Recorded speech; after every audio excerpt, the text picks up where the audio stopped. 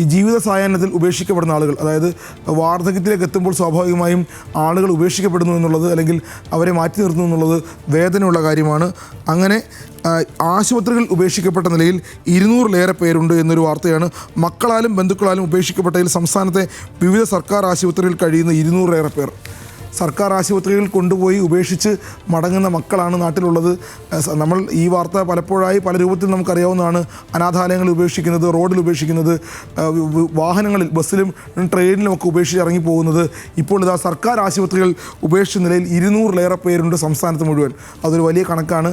ഇപ്പോഴും ഞെട്ടിക്കുന്ന രൂപത്തിലാണ്. തിരുവനന്തപുരത്ത് എത്ര പേരുണ്ട്? തിരുവനന്തപുരത്ത് 50 മുതൽ 70 ആളുകൾ വരെ, ആലപ്പുഴയിൽ 40, പാലക്കാട് 12, കോഴിക്കോട് 30. ഇങ്ങനെ പോകുന്നു സംസ്ഥാനത്തെ കണക്ക്. മാതാപിതാക്കളെ ചേർത്ത് പിടിക്കണമെന്ന് മന്ത്രി വീണ ജോർജ് പറയുന്നുണ്ട്. അതൊരു പക്ഷേ നമ്മളുടെ സംസ്ഥാനത്തെ സംബന്ധിച്ച്, വീടുകളെ സംബന്ധിച്ചൊക്കെ വലിയ രൂപത്തിൽ ചർച്ചയാകുന്നൊരു കാര്യം കൂടിയാണ്.